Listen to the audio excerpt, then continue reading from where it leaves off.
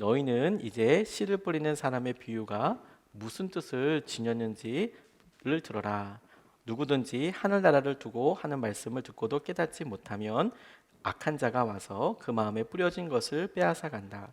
길가에 뿌린 씨는 그런 사람을 두고 하는 말이다. 또 돌짝밭에 뿌린 씨는 이런 사람이다. 그는 말씀을 듣고 곧 기쁘게 받아들이기는 하지만 그 속에 뿌리가 없어서 오래가지 못하고 말씀 때문에 환난이나 박해가 일어나면 곧 걸려 넘어진다. 또 가시덤불 속에 뿌린 씨는 이런 사람이다. 그는 말씀을 듣기는 하지만 세상의 염려와 재물의 유혹이 말씀을 막아 열매를 맺지 못한다. 그런데 좋은 땅에 뿌린 씨는 말씀을 듣고서 깨닫는 사람을 두고 하는 말인데 이 사람이야말로 열매를 맺되 100배 혹은 60배 혹은 30배의 결실을 낸다. 아멘. 하나님 말씀입니다. 예수님의 비유를 통해서 우리가 주님께서 우리에게 지금 하시는 말씀을 살펴보고 예수님의 시선을 같이 느껴보는 5번째 시간입니다. 예수님의 비유를 직접 우리가 묵상하다 보니까 우리가 예수님께서 설교하시는 그 자리에 가 있는 듯한 그런 느낌과 그런 적용을 해보는 것이 되게 귀하다고 싶어요. 비유를 사람들에게 이렇게 이야기하셨을 때 예수님의 마음은 어떠셨을까? 예수님이 보셨던 사람들은 누구였을까? 예수님께서 말씀하시는 그 대상, 그리고 그 이야기에 나오는 또 다른 이야기의 그런 객체, 목적이 되는 사람은 누구일까? 뭐 이런 일들을 생각해 보면서 하나님께서 우리에게 하시는 은혜들을 보게 되는데, 이 5번째 시간으로 오늘은 이 밭에 대해서 씨 뿌리는 자의 비유에 대해서 우리가 좀 같이 살펴보고 싶습니다. 이 비유가 왜 사람들에게 중요했냐, 그리고 이것을 듣는 사람들에게 어떤 의미였는가, 이걸 생각해 볼 때 우리가 씨를 뿌려서 어떤 사람은 길가밭이고 어떤 사람은 돌짝밭이고 어떤 사람은 뭐 가시덤불 속이고 좋은 땅이다, 이런 비교가 실제 믿음 생활하면서 이렇게 적용이 된다고 싶어요. 제가 마라톤을 이렇게 뛸 때 재미있는 것을 이렇게 봤는데요, 열심히 준비하시는 분들이 잘 뛰시죠. 잘 뛰시죠. 보통 저도 가만 보니까 이 평소 때 달리기 모여서 클럽 활동하시는 분들이 확실히 잘 뛰시더라고요. 준비하실 때 그런 분들은 옷부터 맞춰가지고 오세요. 빵빵한 아저씨들이 펑 하자마자 이렇게 쫙 뛰어가는데, 그런데 뭐 젊다고 건강하다고 잘 뛰는 게 아닙니다. 조금 지나가다 보면 점점 이제 처음에는 우르르 때로 이렇게 몰려가지만 조금씩 지나고 나면 이게 줄이 돼요. 줄이 앞서 뛰어가는 맨 선두서부터 쭉 끝까지 일렬 혹은 서너 줄에 이렇게 줄이 쭉 됩니다. 조금 더 뛰어가잖아요. 그러면 선두 그룹이 나와요. 그리고 후위 그룹이 나와요. 조금 더 뛰어가잖아요. 선두 그룹 나오고 후위 그룹도 여러 개가 생깁니다. 맨 마지막에는 거의 탈락하는 사람들도 생기고요. 그래서 여러 그룹들이 이렇게 생기는 것을 쭉 달리면서 굉장히 좀 흥미있게 봤어요. 그래서 선두 그룹이 저 앞에 뻐젓이 보입니다. 그런데 따라가지 못해요. 그게 한 10m, 20m 차이밖에 안 나는 것 같지만 실제로 그 20m 차이는 뛰어가려면 앞에 뛰어가는 사람은 가만히 있습니까? 그 사람들도 열심히 뛰어가니까 나중에는 도저히 따라갈 수 없을 것 같은 정말 너무 커다란 거리처럼 보여지더라고요. 뛰어가다 보니까 차이가 쫙 지더라고요. 이 똑같은 그림이 예수님 시대에도 있었습니다. 예수님께서 사람들에게 말씀을 전하시게 됐을 때 처음에는 아주 의도적으로 많은 사람들에게 기사와 이적으로 사람들의 시선과 여러 주의를 탁 끌으셨어요. 사람들이 치유되는 것을 통해서 예수님 주위에 사람들이 많이 모였습니다. 많이 모여서 예수님의 말씀을 들었습니다. 그리고 예수님의 말씀은 그때 당시에 종교 지도자들이 표현했던 것처럼 권위가 있어서 사람들이 그 말씀에 깊은 감동뿐만 아니라 마음에 커다란 도전을 받았어요. 허걱 이렇게 삶에 있어서 중요한 도전을 받았지요. 그게 주지의 사실인데 달리기를 이렇게 쭉 뛰어가는 것처럼 재밌는 현상 같은 것이 발견되었어요. 그게 뭐냐? 주님의 말씀을 듣고 그 다음에도 주님의 말씀을 듣고 그 다음에도 주님의 말씀을 듣고, 그리고 우리가 말씀을 보면 쉽게 상상할 수 있듯이 예수님의 말씀을 전하시는 곳을 따라다니는 사람들이 있었어요. 마치 골프의 갤러리들처럼 예수님께서 이렇게 말씀하시는 곳을 사람들이 배 타고 넘어가면 삥 돌아서도 가고, 산으로 가면 산으로 따라가고, 그 해변으로 가면 해변으로 따라가고, 그런 무리들이 있었어요. 많은 무리들이 있었습니다.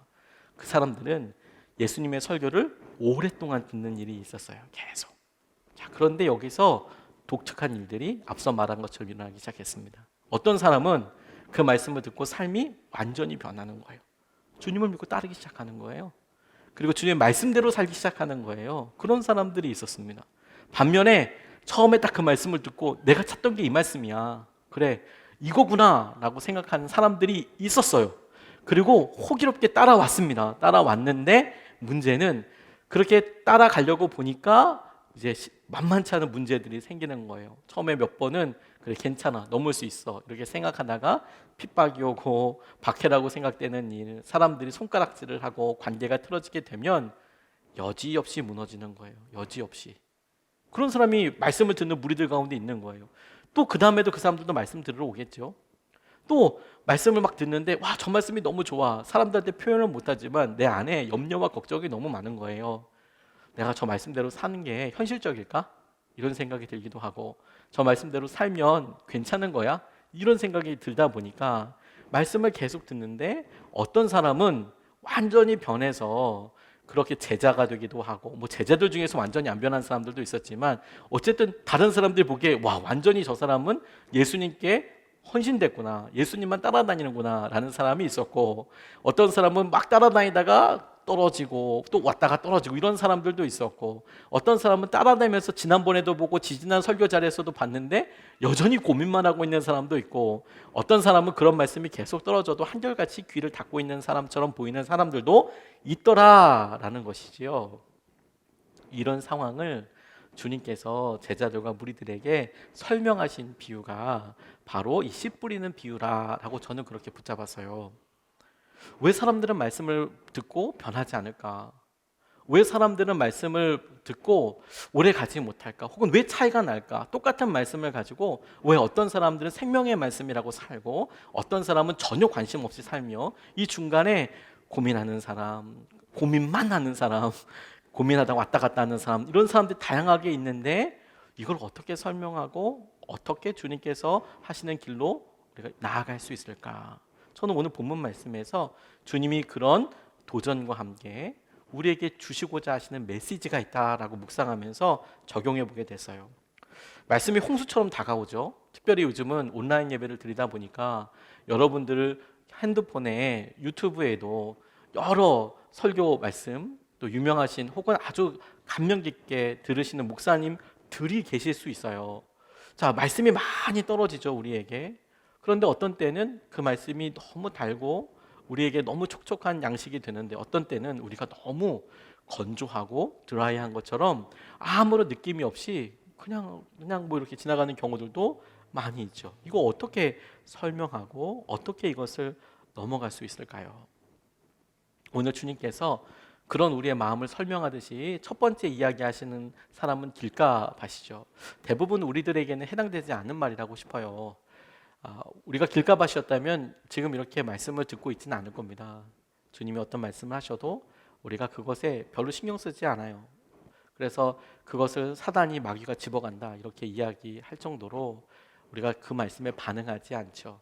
그런데 그 다음서부터는 우리의 실제 모습이거나 지금 우리가 고민하고 있는 우리의 모습이 그냥 투영돼서 살펴볼 수 있는 모습일 경우들이 많이 있는 것이죠. 그 첫 번째가 돌짝밭입니다.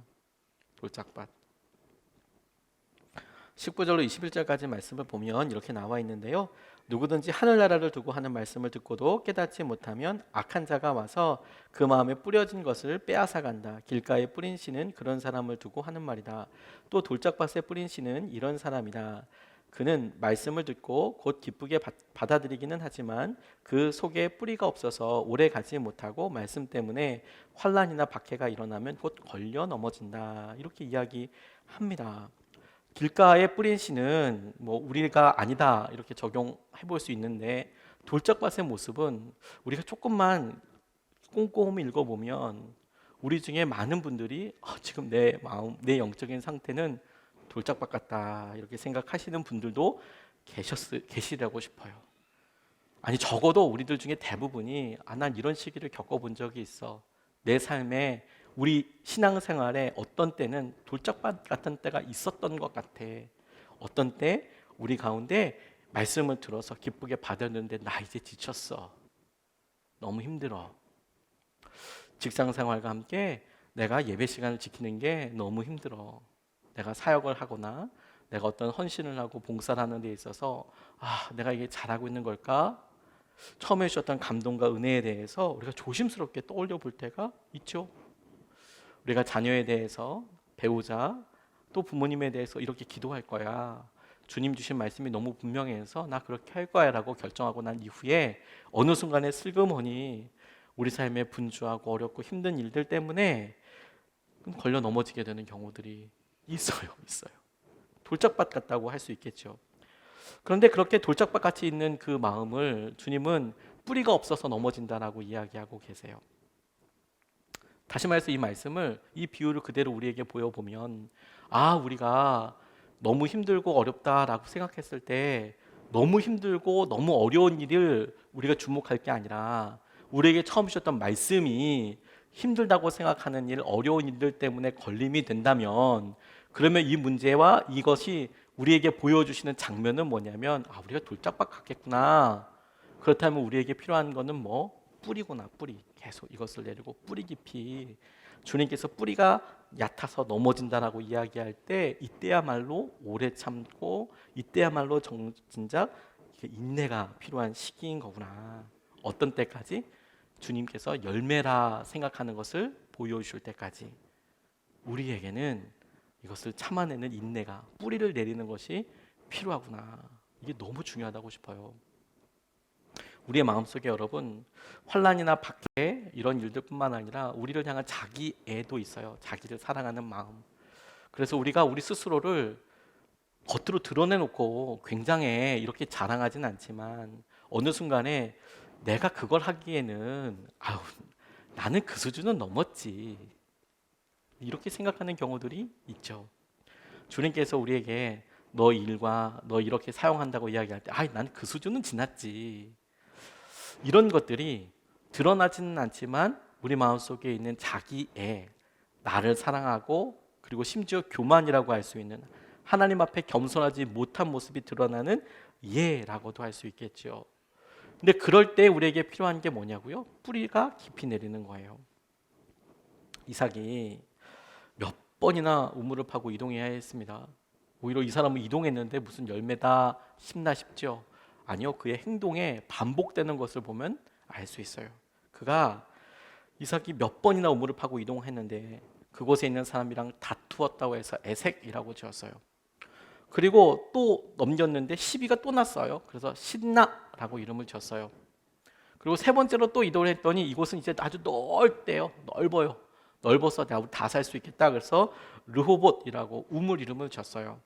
그리고 또 이동을 해서 부엘세바라는 곳까지 이르게 돼서 그곳에 우물을 파게 되는데 가만 보면 그의 삶에 열매가 없어 보이죠. 왜 그의 삶에 뭔가 머물러서 있어 보여야 될 어떤 열매와 결과를 거둬야 될 것 같다 싶지만 이런 경우에도 열매가 있다라고 말씀드릴 수 있는 것은 뭐냐면 마지막에 아비멜렉의 군대 장관 비골이 아비멜렉이랑 함께 와서 언약을 맺습니다. 당신과 함께하는 하나님 그분 때문에 맺게 되는 언약이 있죠. 우리가 반복되는 순종, 반복되는 일, 그 일을 통하여서 내가 끝까지 내 모습을 지켜. 내가 주님께서 받은 이 마음과 이 관계를 내가 끝까지 지켜. 돌짝밭이라는 것은 우리의 삶에 순간순간 찾아오는 어려움과 염려들을 괜찮아 이렇게 이야기하는 게 아니고요. 어렵고 힘들어요.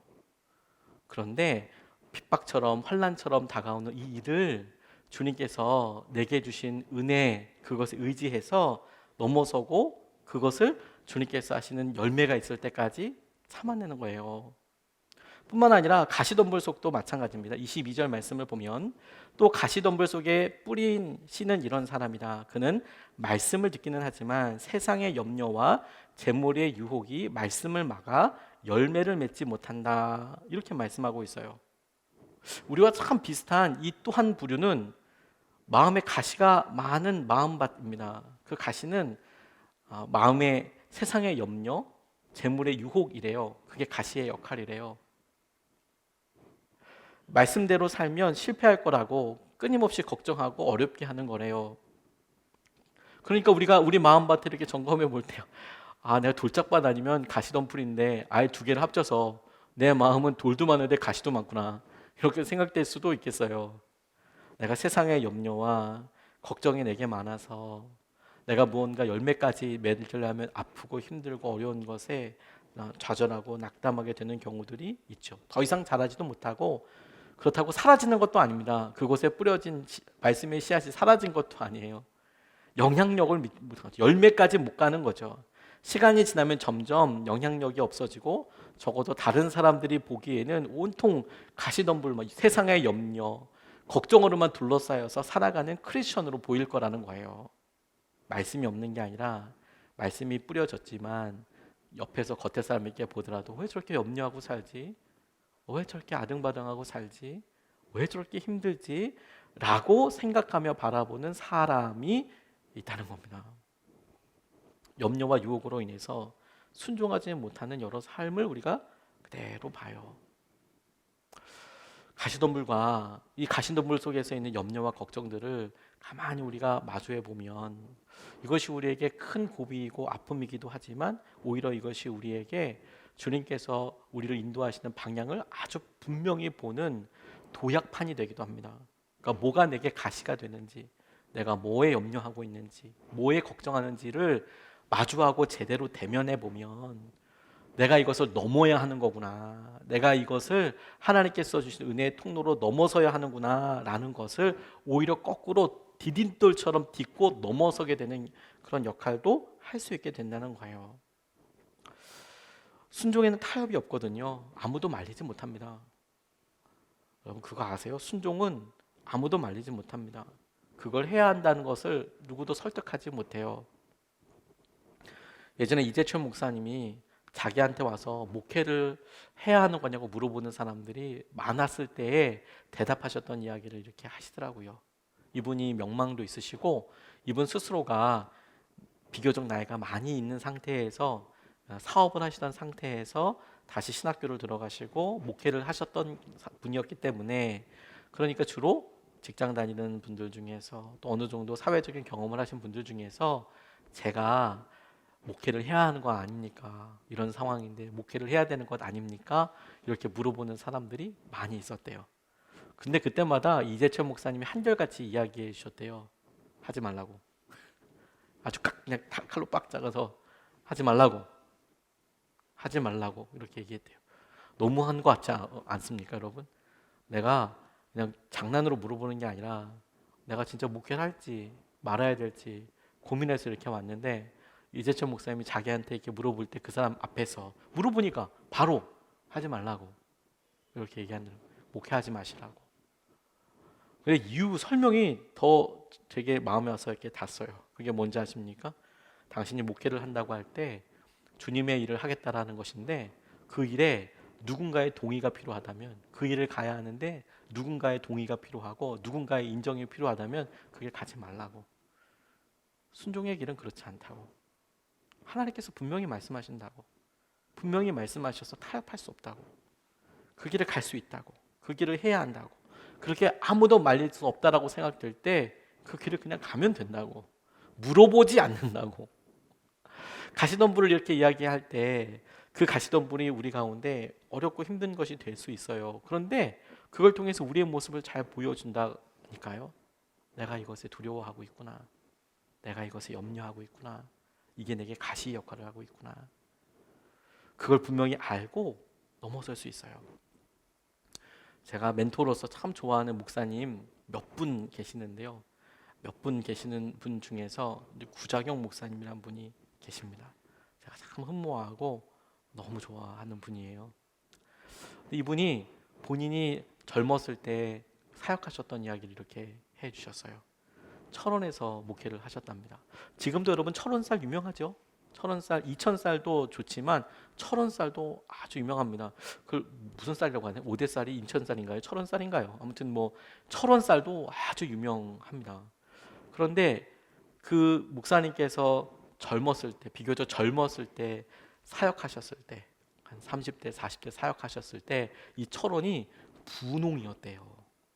한참 그때만 해도 농사가 지금처럼 막 이렇게 하진 않았지만 넓은 땅을 갖고 있고, 그리고 철원 그 좋은 그 땅에서 나오는 쌀을 이렇게 많이 하다 보니까 이분이 목회하시던 교회가 시골 교회임에도 불구하고 분홍들이 나오니까 교회가 이 규모가 컸나 봐요. 사람들이 많이 오지는 않았지만 뭐 몇천 명 이렇게는 아니지만 교회가 헌금이 이렇게 있고 11조만 이렇게 하셔도 당시만 해도 이 농사 사정이 나쁘지 않았기 때문에 이 교회가 아주 그냥 재정적으로 튼튼하고 하려고 하면 뭐 할 수 있는 없는 일이 없을 정도로 많았다는 거예요.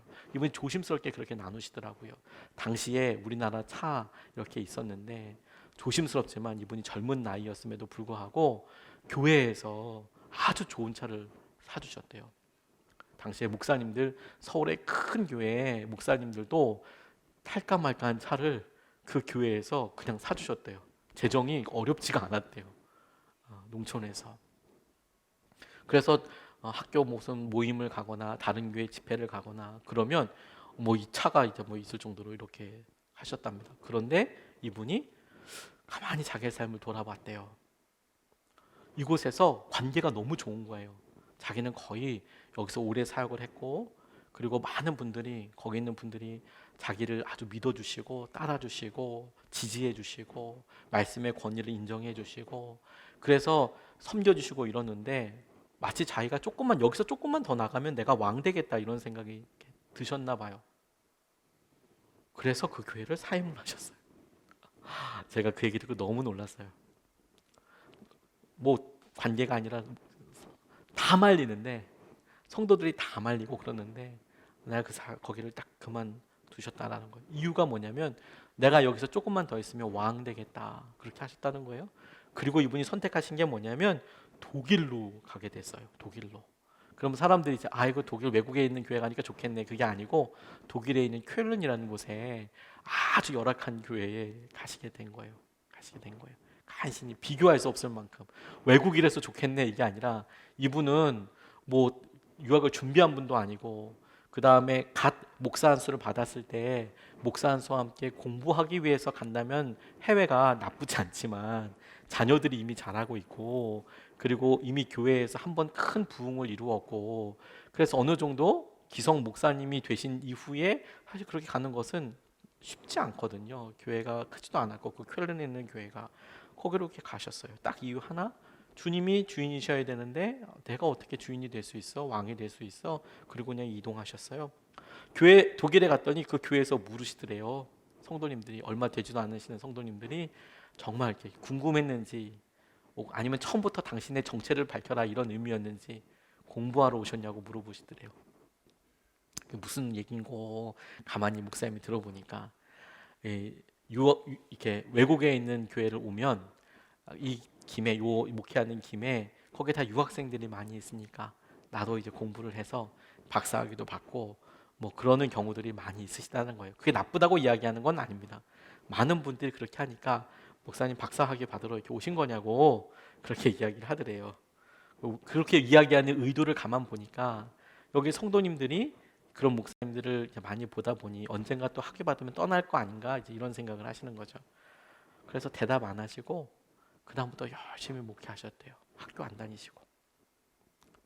그렇게 생각할 게 대답할 필요도 없고 그냥 거기서 열심히 신방하시고 이민 가정들을 챙기시고 유학 온 학생들 챙기고 밥 먹이고 따라다니고, 그렇게 1년을 하고 2년을 하고 3년을 하고 4년을 하고 5년을 하고 그게 넘어가니까 성도님들의 마음을 이 목사님 우리를 주님의 마음으로 섬겨주시려고 오신 분이구나. 이분 공부하려고 오신 것도 아니고 정말 우리를 목양하시려고 오신 분이구나. 그런 마음이 들어서 그 교회 성도님들이 진심으로 따르고 목회하고 그렇게 하시더라는 거예요. 그러면서 이분이 그런 얘기 이렇게 해주셨어요. 제게 오랜 시간 목회만 열심히 그렇게 하셨는데 후회하지 않는다고. 가시던 분이 있어요. 내가 뭘 어려워하는지, 내가 뭘 염려하는지를 보면 압니다. 내가 뭘 염려하고 있는지, 뭘 두려워하고 있는지. 그리고 그 앞에 있을 때 우리의 마음속이 다 드러나요. 우리의 마음속에 다 드러나요. 그럴 때 주님께서 그거 너무 싫다고 이야기하는 거잖아요. 이 예의 중요한 포인트가 거기 있다고 싶어요. 쭉 달리는 사람 가운데 상위 그룹이 있고 그 다음에 그룹, 그 다음 그룹, 그 다음 그룹 그런 것처럼 너는 좋은 땅, 너는 뭐 가시덤불, 너는 뭐 길가밭, 그 다음에 너는 그거보다 조금 나으니까 뭐 여러 가지 뭐 돌짝밭 이렇게 이야기하는데 목적이 있지 않고요. 이 말씀을 가만 보면 말씀에 대한 우리의 태도를 사실 보여주고 그리고 태도를 보여주심으로 은근하게 그리고 아주 우리의 모습을 정확하게 보여주시면서 그러니까 너 어떻게 살 거야? 라고 이야기하시는 부분이거든요. 이게 무슨 말이냐면 우리를 환난과 박해 때문에 혹은 염려와 유혹 때문에 열매를 맺지 못하는 모습을 우리가 이 말씀을 통해서 덜컥 발견하잖아요. 내 마음이 지금 영적인 상태가 돌적밭 같네. 내가 지금 그래 가시덤불 같은 게 있나 봐. 이 가시덤불을 생각해 보니 이게 내 계획이고 내 생각이고 그렇구나 라고 발견했어요.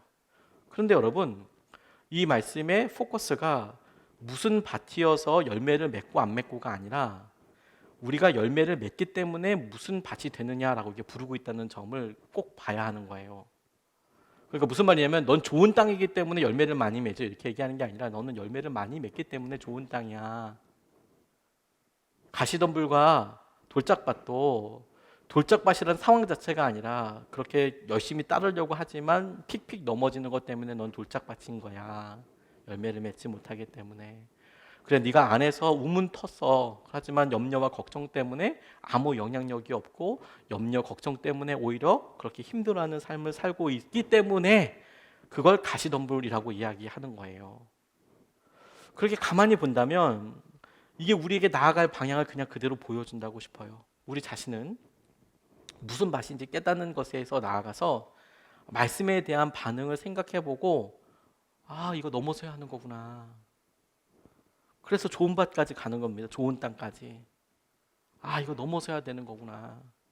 그래서 우리의 마음이 지금 그런 영역에 있다면 주님께서 좋은 땅을 이야기해 주시며 그런데 좋은 땅은 그렇지 않아. 말씀대로 순종하는 사람들이 엄청난 열매를 맺는 곳이야. 이것을 통해서 우리에게 행동과 새로운 도전을 이렇게 도전하시는, 촉구하시는 거예요. 어떻게 살아야 할지 네가 스스로 결정해라 라는 겁니다. 당연히 좋은 땅 되고 싶죠 라고 우리가 근데 대답을 못해요. 당연히 좋은 땅 되고 싶죠 라고 어렸을 때 우리 아이들을 혹은 우리는 대답을 잘하겠죠. 여러분 어떤 밭이 되어야 할까요? 손 들어서 좋은 밭이요, 좋은 땅이요. 이런 수준이 아니라 우리에게 똑같이 물어본다면 주님 제가 좋은 땅이 되고 싶은데 가시가 없어지지 않아요. 주님 제가 끝까지 말씀대로 순종하며 가고 싶지만 제 안에 쓴뿌리처럼 돌들이 너무 많아요. 오래 갈 수가 없는 것 같아요. 그게 지금 우리의 모습이지 않아요? 단순히 너 어떻게 살아? 이 문제를 다시 물어보면 우리 가운데 여전히 좋은 땅이 되고 싶은 마음은 있지만 어떻게 할 수 없다라는 변명도 우리 가운데 그대로 다 있어요. 그렇게 23절을 보면 굉장히 흥미로운 사실 한 가지를 발견할 수 있어요. 그걸 딱 생각하고 23절 말씀을 보면 이렇게 나와 있습니다. 그런데 좋은 땅에 뿌린 씨는 말씀을 듣고서 깨닫는 사람을 두고 하는 말인데 이 사람이야말로 열매를 맺되 100배 혹은 60배 혹은 30배의 결실을 낸다 이렇게 이야기합니다. 좋은 땅에 대한 설명을 이야기하잖아요. 앞서 땅들을 설명할 때 가시덤불밭에는 뭐가 있어가지고 뭐가 어떻고 돌짝밭에는 뭐가 어떻고 이렇게 설명하는데 좋은 땅은 그런 설명이 없이 환경을 설명할 수 없이 그냥 좋은 땅은 말씀을 듣고 깨닫는 사람인데 그렇게 100배, 60배, 30배의 결실을 낸다. 굉장히 심플하게 나와 있는데 제게는 이렇게 읽혀졌습니다. 좋은 땅에 가시덤불이 없다는 말이 없는 거예요. 좋은 땅에 돌이 없다는 말이 없는 거예요. 좋은 땅에 그냥 말씀이 떨어졌는데 그 말씀을 깨닫고 100배, 60배, 30배를 맺더라는 거예요. 다시 말해서 좋은 땅에 돌도 있을 수 있고 가시덤불이 아주 다 있을 수 있는데 열매를 100배, 60배, 30배 맺는 땅을 좋은 땅이라고 한다는 거예요. 그게 우리 삶에 주님께서 이 비유를 통해서 보여주시는 또 다른 면이라는 생각을 하게 됐습니다. 언제까지 우리가 여러분 내 삶은 내가 이런 직종에서 일하기 때문에 혹은 내가 이런 일을 하고 있기 때문에 지금 우리의 인생의 시기가 아이들과 함께 이런 시기를 통과하고 있기 때문에 그것이 아주 행복하고 꼭 필요한 시기이지만 그럼에도 불구하고 조심스럽게 지금은 이게 내 염려가 되고 이게 내 가시처럼 느껴지고 믿음 생활에 걸림처럼 여겨져요라고 이야기하는 상황에 대해서 주님은 가타부타 이야기하지 않으세요. 그것이 있건 없건 상관없이 좋은 땅이 될 수 있겠다. 저는 그렇게 붙잡았어요.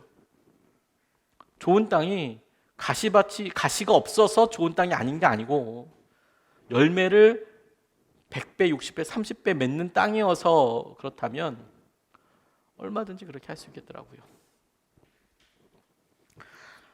좋은 땅에 가봐도 돌 많을 수 있어요. 그리고 가시덤불도 심지어 있을 수 있습니다.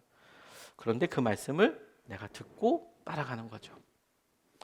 이 본문에서 열매를 맺는다라는 것은 너무 분명합니다. 말씀이 떨어졌잖아요. 그 말씀은 복음이고 말씀 자체이죠. 말씀이 씨앗입니다.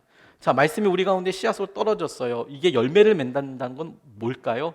내게 떨어진 이 말씀대로 내가 살아내는 것을 말합니다.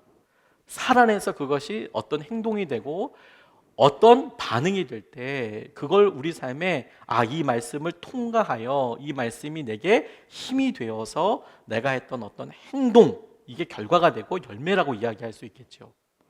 자, 이렇게 보면 이게 말씀을 순종하는 것이구나. 이 열매가 말씀을 듣고 순종하는 것이구나. 염려 걱정이 있지만 말씀을 듣고 순종하는 것이구나. 그럼에도 불구하고 가시나무가 있지만 그럼에도 불구하고 순종하는 것이구나 라는 것을 깨닫게 될 텐데, 이게 100번이나 순종하는 것, 60번이나 순종하는 것, 30번이나 순종하는 것, 이걸 그냥 앞서도 애기한테, 어린애한테 물어볼 때 여러분 어느 땅 되고 싶어요? 좋은 땅이요. 이렇게 대답하는 순간처럼 여러분 몇 배 남기고 싶어요?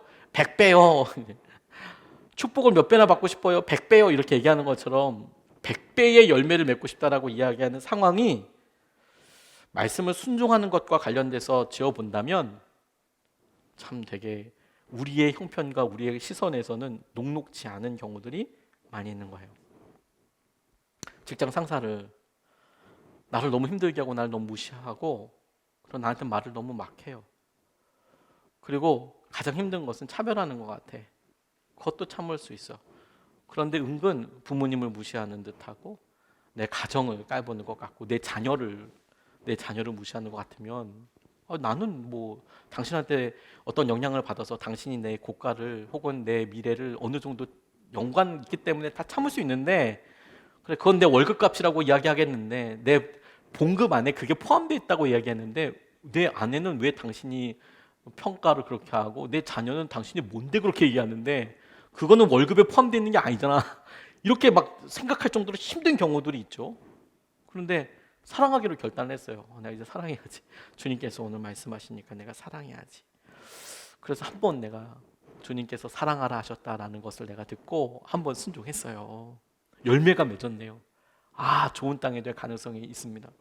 근데 여러분 또 어려운 일이 그 사람 때문에 생기는 거예요. 용서하기로 했는데 이번에는 뭐 커피를 타왔는데 뭐 그게 늦었다고 또 그러고 또 내가 업무를 커피 타러 온 게 아닌데 이거 가지고 해야 되나? 이러면서 또 한 번 이렇게 올라오는데 한 번 더 참자. 사랑하라 했으니 두 번 그랬는데 이제는 뭐 하는데 늦게 왔다고 하고 약속 시간에 뭐 어땠다고 하다못해 잠깐 뭐 그냥 카톡 확인하는 건데 너는 태도가 왜 그러냐고 막 이렇게 얘기하면 점점 힘들어지죠.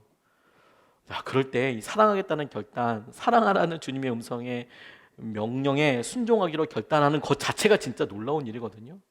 근데 그렇게 놀랍게 순종하겠다고 결단하는 그 순간 주님께서 우리 마음속에서 승리하시는 순간이에요. 그런데 놀라운 것은 여러분, 그렇게 우리가 30번이나 순종하게 된다면 우리가 다 세보진 않았지만 그게 우리의 삶의 30배나 열매를 맺는 셈이 되는 것이죠. 그럼 100배를 맺는 경우는 어떤 경우겠습니까? 우리가 100번이나 참아도 더 참아야 되는 경우들 아니겠습니까? 가난과 어려움이 이렇게 있는데 우리가 100번이나 참아도 어려운 일들이 계속 있는 거 아니겠습니까?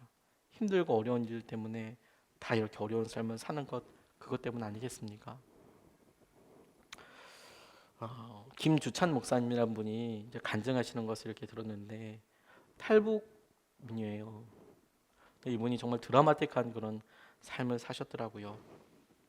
9살 때 부모님이 돈 벌어 오신다고 나가셨대요.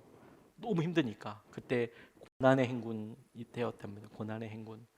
그래서 사람들이 비공식적으로, 왜냐하면 북한에서 철저히 정보를 다 숨겼기 때문에 이제 매체들마다 추정치가 다릅니다. 근데 이분이 이야기하기를 300만 명의 아사자가 났을 거라고. 30만 명도 많고 3만 명도 많잖아요. 300만 명. 그 인구의 거의 10분의 1이거든요. 북한 인구의 10분의 1도 넘어요. 300만 명이 아사했어요. 굶어 죽었을 것이라고. 그래서 그때 당시에 거리를 가다 보면 굶어 죽을 사람이 진짜로 있었다는 거예요. 그게 자주 보게 됐다는 거예요. 자주 보게 됐다는 거예요. 그 고난의 행군 때, 김정일 때. 그런데 너무 힘드니까 부모님이 9살 때 조금만 기다려라. 돈 벌어 올게. 그리고 부모님이 나가셨는데 일주일이 넘었는데 안 오시더라는 거예요. 그러니 여동생이 한 명 있었는데 여동생은 7살, 이 오빠는 9살. 애죠. 뭐 아무것도 못 9살짜리가 뭐래요, 남자애가. 사실 뭐 지는 오빠라고 동생 챙긴다고 하는데 그냥 애죠, 애. 할 수 있는 일이 꽃제비밖에 없더래요. 꽃제비. 그러니까 훔치는 거, 구걸하는 거. 그런 것밖에 없더래요. 근데 너무 힘들었대요. 이 동생을 또 자기가 이제 그때 내가 자기가 어리지만 7살짜리 여동생이 조그맣고 힘이 없고 그러니까 얘를 지켜야겠다는 생각이 정말 아기 바치듯이 들어서 그렇게 하려고 하는데 뭐 누가 돈을 줍니까? 힘들죠. 그래서 장마당에 가서 배가 골아가지고 막 이렇게 하고 있는데 우연히 한 장면을 보게 된 거예요. 자기 앞에 이렇게 보는데 자기처럼 꽃제비들이 많더래요. 꽃제비들이 많은데 그 중에 한 아이가 거의 이제 죽어가는 것처럼 거의 숨도 막 이렇게 옆으로 해가지고 거의 죽어가는 것 같은 그런 어린 아이가, 그러니까 비슷한 나이 또의 그 꽃제비 한 명이 이렇게 거의 죽어가고 있더래요. 그러니까 그 모습이 너무 딱해서 자기들도 이렇게 보고 있는데 지나가던 어떤 어른이 그거 보더니 너무 딱하게 생각했나 봐요. 그래서 가서 빵을 사가지고 한 뭉텅이를 이렇게 사서 빵 먹어라. 그리고 애한테 이 빵 뭉치를, 애가 지금 죽어가니까 그러니까 이렇게 안겨줬대요. 그러니까 애가 죽어가면서 이렇게 누워 있으면서도 이 빵을 이렇게 뜯으려고 하는데 그걸 뜯은 힘이 없어서 막 이렇게 하고 있는데 꽃제비들이 가만히 이렇게 보다 보니까 이 봉지를 뜯을 힘이 없어서 그냥 거의 죽은 것처럼 이렇게 애가 이렇게 툭 떨어지더라는 거예요. 뭐 고개가 이걸 못 뜯고, 그러니까 죽은 거라고 이제 생각을 한 거죠. 이제 이 꽃제비들이 그 동시에 와 하고 몰려가서 그거 이제 뺏어 먹으려고. 애가 죽었으니까 그건 필요 없잖아요. 뺏어 먹으려고 가는데 얼마나 죽을 때 얼마나 세게 잡았는지 이 봉투가 안 빠지더래요. 꽉 잡고 이렇게 죽어가지고. 그런데도 그걸 손을 넣어가지고 막 어떻게 해서 하다 보니까 빵 하나를 자기는 얻었다는 거예요. 빼서. 그래서 막 도망쳐서 와서 기다리고 있는 동생한테 오늘은 한 건 했다고. 오늘은 한 건 했다고. 그리고 그 빵 봉지를 열어가지고 동생이랑 이렇게 나눠 먹었대요. 팥빵 이렇게 나눠 먹는데. 근데 순간적으로 자기 생각이, 제가 어리지만 9살짜리 애지만 이건 진짜 너무 아니가라는 생각이 들더래요. 왜냐면 자기 눈앞에 자기랑 똑같은 친구가 죽었는데 그 친구를 뭐 어떻게 뭐 아파하고 애도하고 이런 게 아니라 나는 그 빵을 들고 와서 동생이랑 살았다고 지금 먹고 있으니 어린 자기가 그때 생각해도 이건 정말 아니다라는 생각이 들어서 어린데 탈북을 결정했대요. 탈북을. 대단하죠. 두만강을 넘을 생각을 했대요. 가을에. 가려고 하는데 몇 번 시도를 했는데 문제는 이 여동생이 부모님이 그렇게 나가니까 그리고 안 들어오시니까 분리불안이 아주 심했대요. 그게 뭐냐면 떨어지질 않는 거예요. 그래서 어느 정도냐면 오빠가 자다가 화장실 당시 그 뭐 북한에는 이제 바깥에 재래식이니까 이제 화장실 가려고 그러면 애가 잘 때 여기 옷을 꽉 붙잡고 있는 거예요. 오빠 어디 못 가게 여기 꽉 잡고 있다가 화장실 가야 된다고 이렇게 잡으면 애가 일어나서 오빠가 화장실 가서 화장실에서 일을 다 볼 때까지 애가 바깥에서 이러고 기다리고 있는 거예요. 애가 오빠 어디 갈까 봐 분리불안이 너무 심해서. 그래서 이제 같이 이제 두만강을 건너려고 하는데 애가 작고 7살짜리 또 북한 사람들이 조금 작거든요. 영양이 없어서 작은데 같이 두만강을 할까 이 물살이 너무 세고 그러니까 또 군인한테 걸리면 뭐 엄청 어려움을 당하는데 애가 힘이 없어서 죽을 뻔한 거예요. 물에 떠내려가 가지고 수영을 하는 것도 아니고 오빠도 힘든데 이 뭐 5살 7살짜리 애가 뭘 엄청나게 두만강을 건너가겠어요. 어른들도 목숨 걸고 막 건너가는 그런 데인데 몇 번 하다가 정말 죽을 뻔하니까 오빠가 야, 딱 3일만 아빠가 갔다 올게. 딱 3일만. 근데 안 된다고. 같이 가겠다고. 딱 3일만. 그리고 이제 그런데 막 따라오니까 다시 데리고 와서 3일만 제발 좀 기다려 달라. 오빠가 꼭 먹을 거 구해가지고 올게. 그 동생은 오빠 우리 여기서 같이 죽어. 같이 하다가 없으면 같이 죽자. 그런데 오빠는 그러지 말고 3일만 여기서 기다려줘. 그래서 어디 역전해서 우리 만나자. 가시는데 애는 뭐 계속 안 가려고 오빠 따라가려고 그러고. 근데 간신히 막 그냥 막 화를 내다시피 애를 떠밀어 놓고 그리고 길을 확 건너갔대요. 근데 애가 이게 숨어가지고 자기를 막 보고 했는데 간신히 두만강을 넘어갔대요. 두만강을 넘어가서도 바로 움직이면 낮이기 때문에 보이니까 그러니까 숲풀에 바로 숨었는데 세상에 동생 울음소리가 들리대. 동생 울음소리가 오빠 막 우는 거. 애가 어린데 저다 군인 오면 어떡해요. 거기 순찰 오면 어떡해요. 막 애가 울더라고. 오빠를 그렇게 부르면서 30분 정도나 그렇게 울더래요. 근데 이 오빠가 더 무서웠던 거, 더 되게 겁났던 건 뭐냐면 애가 물에 뛰어들까 봐. 오빠 따라온다고 저 뛰어들다가 애가 잘못되면 어떻게 할 수가 없잖아요.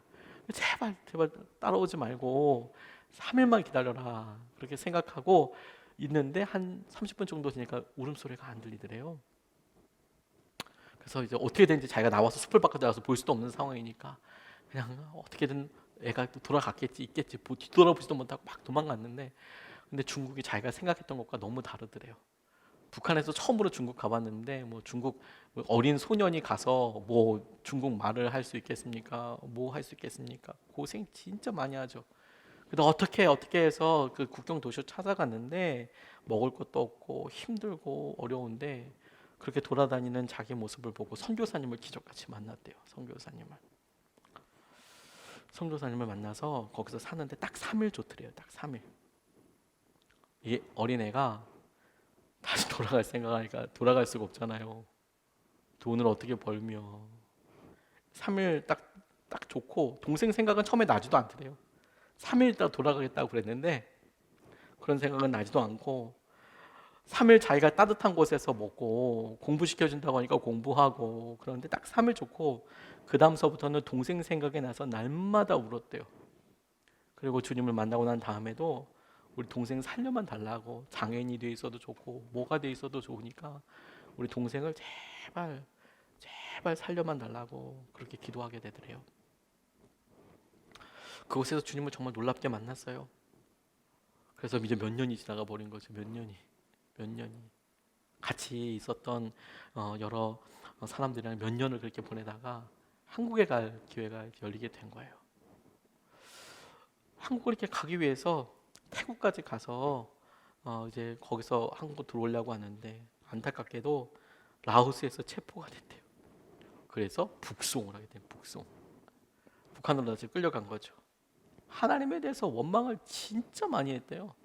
하나님 간신히 탈북해서 내가 주님 만나서 하나님께 하나님 말씀 전하는 사역자 되겠다고 약속드리고 그 꿈에 부풀어 올라서 이제 한국으로 남한으로 간다고 생각해서 가는데 그런데 잡혀가지고 다시 북송이 되면 하나님 욕도 그렇게 많이 나오고 그렇게 많이 원망도 많이 하고 다시 북한에 가니까 진짜 지옥 같더래요. 뭐 죄수복 이런 게 주는 게 아니고 옷은 자기가 입던 거 가지고 그냥 살아야 되는데 이 라오스 태국 쪽은 덥잖아요. 반팔 입고 있잖아요. 근데 북한에 가니까 시간이 지나고 계절이 지나서 겨울이더래요. 너무 추운데 그나마 이 옷도 다 뺏겨버려서 어른들한테 그냥 거의 뭐 속옷 같은 것만 남고 엄청 맞고 근데 그렇게 지옥 같은 삶을 사는데 놀랍게도요 찬양 하나가 떠오르더래요. 나 무혹하도 주님을 바꾸지 않으리. 그 탈북 어떤 선교사님이 있었던 그거 같이 불렀던 나 무엇과도 주님을 바꾸지 않으리. 막 그런 찬양이 떠오르더래요. 그리고 말씀도 한 구절 생각나더래요. 욥기서 23장 10절 말씀에 그가 나를 단련하신 후에는 내가 정금같이 나오리라. 그러니까 막 맞고 또 맞고 그러면 나를 단련하신 후에는 내가 정금같이 나오리라. 나 무엇과도 주님을 바꾸지 않으리. 막 그렇게 하는데 수용소에서 너무 많이 맞고 이러다가 한 번은 거기 간부가 자기를 부르더래요. 너 예수님 믿지? 자기가 좀 전까지만 해도 나 무엇과도 주님을 바꾸지 않으리 그랬으면서 자기는 모른다고, 자기는 예수를 모른다고 바로 솔직히 얘기하라고 막 이렇게 얘기하는데 알고 보니까 뭐 물어볼 게 있어서 성경에 도대체 뭐가 쓰여 있는 거야? 라고 읽어봤던 간부가 도대체 이건 뭐 알 수가 없으니까 교회 다니는 걸 수소문 알려서 너 이거 얘기 좀 해봐. 이제 그런 거였대요. 그렇다고 해서 안 맞는 건 아니었답니다. 이제 그렇게 수용소에 들어가다가 이제 마지막은 뭐냐면 원래 고향으로 돌아가서 고향에서 이제 인민 재판을 받아야 하는데 이제 고향으로 이제 끌려가는데 건강이 너무 안 좋은 거예요. 나 무엇과도 주님을 바꾸지 않으리. 내가 정금같이 나오리라. 아무리 10번, 100번, 1000번, 1000번만 불렀겠어요. 몇 년 동안 그렇게 하면서 1년 반 정도 그렇게 하는데 그러니까 이 몸도 다 상하고 완전 껍데기만 남고 옷도 뭐 다 아니고 벌레가 몸에 다 끼고 그러다가 이제 고향으로 이렇게 거의 돌아가서 이제 인민 재판을 받아야 하는데 쓰러져 버렸대요.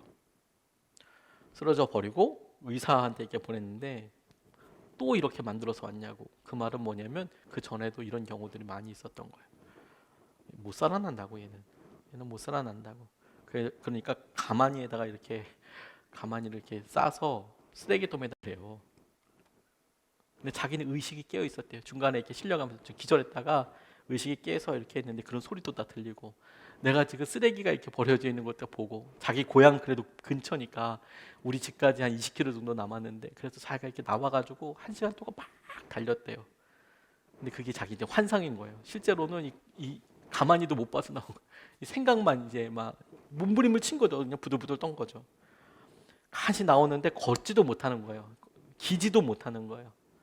근데 간신히 기어서 조금 갔는데 꽃제비들을 위한 거기에 가서 말도 안 되게 이렇게 막 죽 먹으면서 간신히 목숨을 이렇게 붙였는데 그런데 하나님께서 그런 과정들을 통해 이분에게 놀라운 꿈을 주신 거예요. 다시 이분이 탈북을 결정하게 되는데 북송이 되어서 여동생 소식을 듣게 된 거예요. 여동생 어머니도 중국에 계시더래요. 그 어머니가 동생을 찾아서 중국에 데려가서 같이 살고 있더래요. 자기가 그렇게 거기 돌아가서 잡혀가서 내가 왜 잡혀갔나? 내가 왜 하나님 그렇게 주님의 영광을 위해서 찬양하고 그러려고 내가 살려고 했는데 나를 북쪽에다가 왜 이렇게 대놓고 나를 잡아서 이렇게 힘들게 하고 어렵게 하고 그랬나 보니까 여동생 소식을 그곳에서 이제 만난 거예요. 자기가 그 전까지만 해도 몇 년 동안 여동생 생각만 나면 주님께 기도드리고 말씀으로 기도하고 그래도 해결이 안 되는 문제인데 친척 집에 자기가 거의 반송장 모습 조금 나아진 모습에 찾아갔더니 그 소식을 듣고 다시 탈북을 하고 그래서 중국에서 동생을 만나고 어머니를 만나고 그 여러 어려운 과정들을 또 겪어서 한국에 마침내 돌아와서 이분은 탈북민들을 돌보는 목사가 이렇게 되고 동생은 요리사가 되었는데 자기가 너무 못 먹고 힘들다 보니까 이런 이세 애들 마음껏 먹여주기 위해서 요리사가 되고 그랬다고 이렇게 간증을 이렇게 하시더라고요. 제가 그 이야기를 이렇게 듣고 말씀이 이렇게 떠올랐어요. 우리가 우리 삶에서 가장 어려운 때 우리가 가난 때문에 너무 힘들고 우리가 우리 자존심이 너무 무너질 때 우리가 우리 건강 때문에 하루에도 수십 번씩 좌절하게 되고 낙담하게 될 때, 부부 사이의 관계를 회복해 보려고 하는데 어떤 뭐 계기가 꼬투리가 이렇게 없을 때, 말을 건네볼 뭐 이런 빌미도 없을 때, 그래서 우리가 그런 고통 가운데만 있는 게 아니라 주님, 나 무엇과도 주님을 바꾸지 않습니다. 주님, 정금같이 나오게 될 겁니다. 주님, 사랑하라 하셨으니 순종하겠습니다. 주님, 나를 사랑하시는 것을 압니다. 주님, 내 이름을 아시는 것을 압니다. 그게 어떤 말씀이든지 그것을 내가 붙잡고 다시 일어서고 붙잡고 다시 일어서고 할 때, 주님은 우리는 정말 힘들어서 너무 어려울 때 우리한테 이렇게 우리의 모습을 보고 이렇게 이야기하실 것 같아요. 풍년이네. 풍년이야. 이게 진짜 풍년이네. 주님이 보시기에 우리에게 열매가 가장 놀랍게 맺는 시기인 거죠. 풍년이네. 풍년이네. 100배가 아니라 1000배도 되고 10,000배도 되고, 말씀 하나로 우리가 다만 10,000사람을 만나지 10만 명을 만나지 못하더라도 내 삶에서 지난하게 경험하는 그 일에 말씀 하나 붙잡고 서 있는데, 주님은 우리의 삶을 보시고 풍년이네. 풍년이야. 그렇게 이야기하실 거예요. 희년을 떠올려 보십시오. 주인에게 있어서는 희년은 자기께 아무것도 없는 때예요. 그런데 주님께서는 그 희년을 이야기하면서 레위기에 분명히 말씀하시더라고요. 3년치를 한꺼번에 주겠다고. 그런데 여러분, 경작을 해서 씨를 심어서 목표치가 있어서 그것을 걷게 되는 해와 아무것도 하지 않고 떨어진 것대로 이렇게 열매를 맺게 됐을 때에 그 열매는 사실 비교할 수가 없지 않습니까?